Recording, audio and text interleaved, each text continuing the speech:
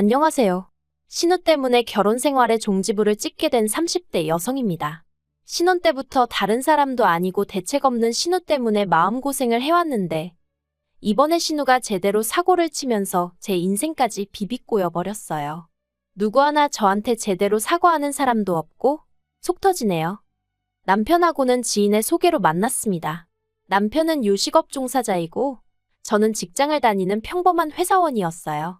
사귈 땐 몰랐는데 살아보니 남편이 좀 우유부단하긴 한데 그래도 정말 사귈 땐 몰랐으니 결혼했습니다. 그리고 사실 우유부단하다는 걸 빼면 나머지는 그런대로 괜찮은 사람이거든요. 그런데 또 적어놓고 보니까 그 우유부단한 게 정말 큰 단점이긴 했네요. 그런 성격 때문에 사람들한테 싫다는 소리를 잘 못하거든요.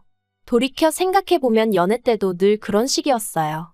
어디 식당을 하나 가도 자기가 먼저 딱 골라오는 법이 없고 여기 갈까 저기 갈까 해가며 제 눈치를 살피기에 급급했고 대화를 주고받는 와중에도 제 기분을 살피느라 정신이 없었으니까요. 그리고 저는 그런 남편이 그저 저를 너무 좋아해서 저한테 잘 보이고 싶어서 그러는가 보다 했던 거죠. 하지만 그게 그냥 원래 타고난 성격이었고 정말이지 그로 인해 제가 이렇게 힘들 줄은 몰랐습니다. 저희는 결혼할 때 양가에서 특별히 받은 도움은 없습니다. 일단 시댁 형편이 넉넉지가 않았는데 남편이 어렸을 때 아버님이 일을 하다 사고를 당하셔서 무릎에 철심을 박으셨다 들었어요. 그리고 그로 인해 장애 등급을 받으셨는데 사회가 장애에 대한 인식이 부정적이다 보니 이후로 일자리 구하기가 여의치 않으셨다대요. 그래서 저희 결혼할 때도 그렇고 지금까지도 그냥 아는 분들 통해서 조금씩 소일거리 받아다 하고 계십니다. 그리고 사정이 그렇다 보니 어머님은 어머님대로 식당 일도 하시고 건물 청소도 하시고 그러다 지금은 몇 년째 요양원에서 어르신들 도와드리는 일을 하고 계세요. 그러니 결혼할 때 시댁에서 도움을 받는다는 건 상상도 할 수 없는 일이었지요. 그리고 저희 친정부모님도 두 분 앞으로 살고 계신 집 한 채 있으셨고 노후 준비나 되어 있는 정도였지. 딸 시집 보낸다고 1억이고 2억이고 척척 내주실 형편은 아니셨어요. 그래서 표현이 좀 그렇긴 한데 겸사겸사 양가의 손은 벌리지 않고 남편이나 저나 서로 모은 돈만 가지고 결혼하자고 얘기가 된 거고 저는 불만 같은 건 전혀 없었습니다. 그리고 그렇게 저희는 서울 끝자락에 위치한 빌라 전세를 얻었습니다. 방둑한 화장실 하나로 신혼부부인 저희가 살기엔 적당한 곳이었어요. 여담이지만 집들이 때 시부모님께선 방이 하나가 남는 거 아니냐며 여기 우리가 들어와서 살까 하는 농담을 하셨는데 순간 심장이 벌렁벌렁 거리더라고요. 실제로 아닌 게 아니라 저희 결혼할 때 합가는 어떻게 생각하는지 어머님이 두세 번 저를 떠보신 적도 있으셔서요. 나중에 덧붙이시기를 1,000원 한 장 못 보태주니 미안해서 집이라도 내어줄까 하는 마음에 하신 소리였다고는 했지만 저희 시부모님도 저희와 마찬가지로 방둑에 화장실 하나인 빌라에 살고 계셨으니 이러나 저러나 가당치도 않은 이야기였죠. 그런데 저희 집들이 때 오셔서 또 들어와서 살까 하시니 제가 깜짝 놀랄 수밖에 없었네요. 반면에 저희 친정부모님은 아무리 시작하는 신혼부부라지만 꽤나 속상해하셨어요. 이렇게 열악하게 시작할 줄 알았으면 대출을 받아서라도 얼마 해줄 걸 그랬나 싶기도 하시다며. 아무튼 그래도 저희 두 사람 사이에는 별다른 문제가 없었기에 부족한 환경이었어도 알콩달콩 재미지게 살았습니다. 그러다 조금씩 불협화음이 나오기 시작한 건 남편의 하나뿐인 여동생인 신우가 시집을 가겠다며 남자를 데려오면서부터였죠. 저희 신우에 대해서 어디서부터 어떻게 이야기를 해야 하나 싶은데 단도직입적으로 말해서 저에게 만약 남동생이 있다면 적어도 신우 같은 여자는 안 만나길 바랬을 것 같아요. 일단 저희 신우는 인물은 나쁘지 않아요. 아주 절세미인은 아니어도 동글동글하니 귀엽게 생겼다고 해야 할지. 그런데 문제는 노는 걸 엄청 좋아했어요. 남녀 가릴 것 없이 처음 본 사람하고도 밤늦게까지 어울리는 건 기본이고 술을 또 너무 좋아해서 인사불성이 되어 남편에게 연락을 해오는 경우도 허다했죠. 한 번은 시댁에서 1시간도 넘게 떨어진 경찰서에서 연락이 와서는 신우가 길가에 쓰러져 있다길래 제발 택시에 태워보내달라고 간곡히 부탁을 드린 적도 있다니까요. 그리고 그렇다 보니 성실하게 사회생활을 하지 못했습니다. 지각과 무단결근을 일삼다 보니 한 회사에서 거의 6개월 이상 버티지를 못하는 듯했죠. 하지만 까놓고 말해서 저랑 피 한 방울 안 섞였는데 제가 뭐라고 한들 제 말을 들어먹겠어요? 그냥 속으로 한심하다 어쩌려고 저러나 하고 혀만 찰 수밖에 없었네요. 그런데 그런 신우가 시집을 가겠다니, 그런 신우여도 좋다는 남자가 있다니? 표현이 웃긴데 집신도 짝이 있다더니 정말이구나 싶더라니까요. 그리고 그렇게 온 가족이 축제 분위기로 들떠있는 와중에 저는 문득 신우가 모아둔 결혼 자금은 좀 있나 하는 생각이 들었습니다. 그래서 제가 신우에게 아가씨는 돈 좀 모아뒀냐고 물으니 신우가 금세 안색이 어두워져서는 실은 자기도 그게 고민이라더니 한다는 말이 모아둔 돈이 하나도 없답니다. 시매부한테는 그래도 한 5천은 모아뒀다고 거짓말을 했는데 그걸 어떻게 수습을 해야 할지 모르겠다면서 어쩌면 좋겠냐고 되려 저에게 묻더라고요. 그래서 제가 그걸 어떻게 알겠냐고 왜 그런 거짓말을 했냐니까 처음엔 잘 보이고 싶은 마음에 그랬는데 어느 순간 걷잡을 수가 없어졌다나요. 정말이지 어이가 없어서. 그런데 더 어이가 없었던 건 옆에 계시던 시부모님께서 저더러 그러지 말고 모아둔 돈 좀 없냐는 거예요. 결혼한 지 2년밖에 되지 않은 시점이었고 결혼할 때 서로 있는 돈 없는 돈 싹싹 긁어서 전세를 구했는데 모아둔 돈이 있으면 얼마나 있었겠어요. 그래서 없다고 했더니 어머님께서 저더러 살림을 어떻게 하길래 모아둔 돈이 없냐입니다. 아니 물론 솔직히 하나도 못 모은 건 아니었죠. 그렇지만 저희라고 언제까지 전세살이만 할 것도 아니고 그런데 이런 걸 구구절절 어머님께 다 말씀을 드려야 하나 싶대요. 막말로 제가 진짜 몇 억씩 쌓아놓고 사는 사람이라고 쳐도 저 싫으면 안 빌려줄 수도 있는 거 아닌가요?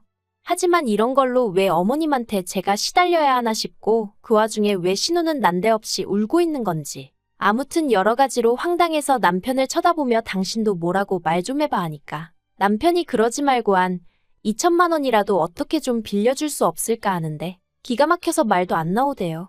그래서 2천만 원이 어딨냐고 됐다고 그러고는 신우한테는 미안하지만 돈도 없거니와 가족 간에 돈 거래하는 거 좋은 생각은 아닌 것 같다고. 그리고 이참에 남자친구한테 솔직히 털어놓고 결혼하라고. 세상에 영원한 비밀이 어딨겠냐 했어요. 그랬더니 신우는 또다시 대성통곡을 하고 어머님 아버님은 제가 당신들이 가진 게 없으니 어른 무서운 줄 모르고 저렇게 주제도 모르고 나서는 거라대요. 분명히 말하지만 저는 신우가 파혼당하길 바라고 그런 소리를 한 것도 아니었고 정말 도와줄 능력이 되질 않았어요. 그리고 솔직히 신우가 돈을 어느 세월에 갚아줄지 믿음도 없었고요. 그런데 이 일을 계기로 소위 저는 시부모님에게 단단히 찍혔고 아무튼 그래도 어쨌든 신우는 그 남자친구하고 결혼을 했어요. 그리고 시부모님 말씀으로는 해가는 게 없어서 아주 밉보였다며 그게 다 제 탓이라는 듯이 말씀을 하셨는데 솔직히 전 억울했죠. 굳이 따지자면 시집갈 나이가 되도록 돈 5천도 안 모으고 탱자탱자 놀아댄 신우 잘못이지 그게 어째서 제 잘못인가 싶은 게. 하지만 팔은 안으로 굽는다고 제가 아무리 논리적으로 따진들 어머님 아버님이 그래니 말이 옳구나 하실 것도 아니고 그래서 저도 그냥 뒤에서 저를 뭐라고 욕하시던지 그러려니 하고 넘겼습니다. 한편 옆에서 지켜보고 들려오는 신우의 결혼 생활은 행복하지 않아 보였어요. 즐거워 보이지 않았죠. 듣자 하니 어지간히 어려운 시부모님을 만난 모양이었습니다. 게다가 시매부가 신우 단속을 어지간히 했는지 툭하면 남편이나 저를 팔아 친구들을 만나러 가더라고요.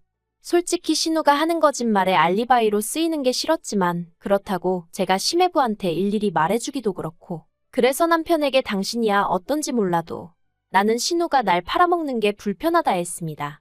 나중에 혹시나 무슨 일이라도 생기면 시매부 입장에선 나랑 신우가 한통속이라고 오해할 수도 있지 않냐고. 그런데 나는 뭐가 됐던 간에 남의 가정사에 조금도 얽히고 싶지 않으니 당신이 신우에게 자리하기에서 나는 팔지 말라고 얘기 좀 해달라고 부탁을 했죠. 그러자 남편이 기껏 한다는 소리가 제 친동생이어도 그랬겠냐대요. 제 친동생이어도 그렇게 매정하게 말했겠냐고요.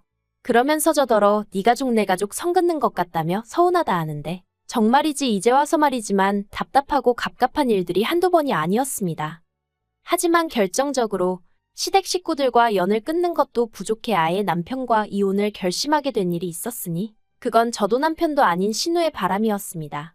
신우가 어쩌다 시매부한테 들켰는지는 온 가족이 저에게 쉬쉬를 해대니 모르겠어요. 하지만 시매부 말이 신우가 바람을 폈고 그 상대가 저랑 같은 회사에 다닌답니다.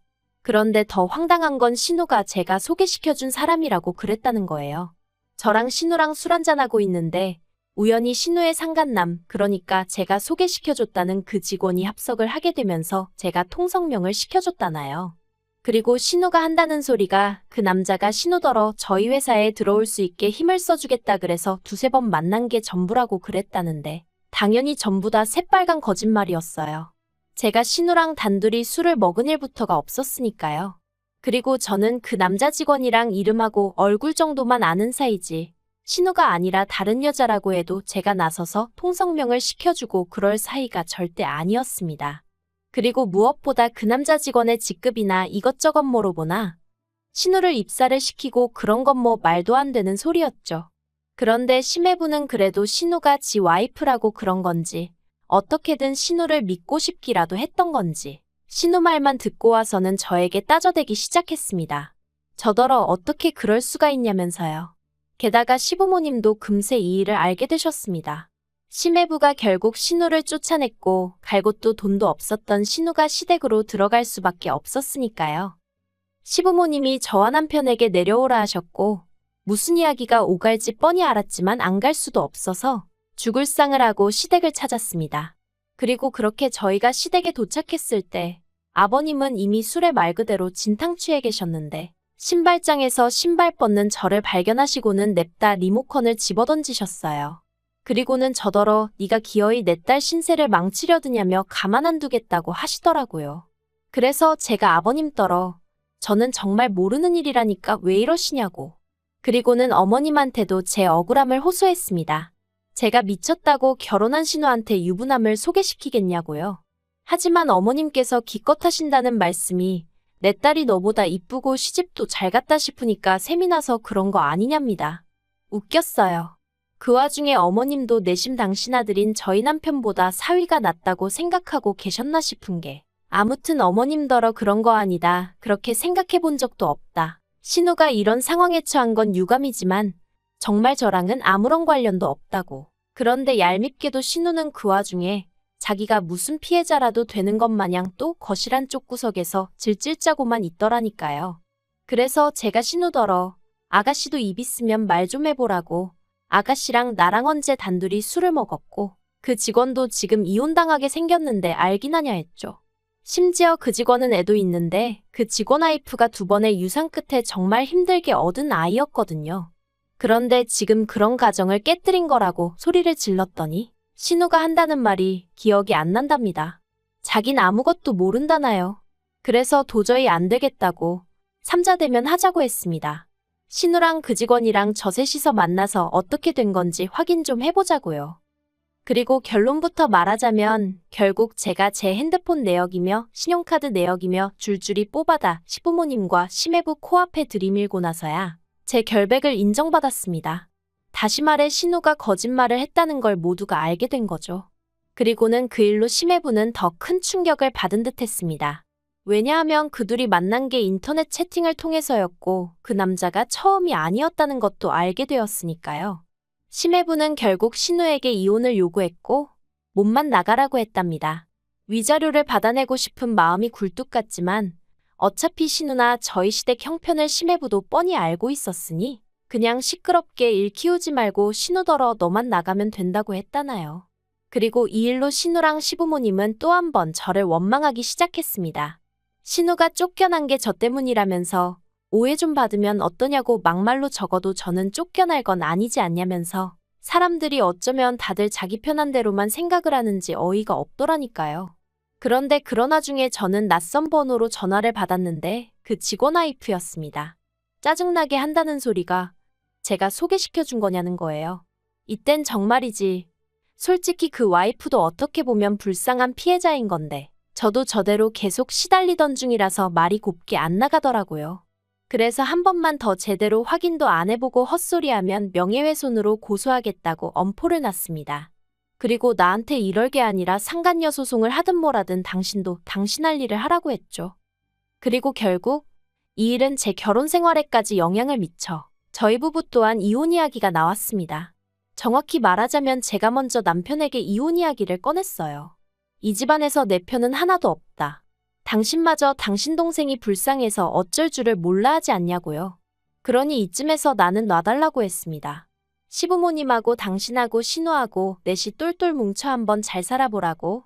나는 그만 빠져주겠다고요.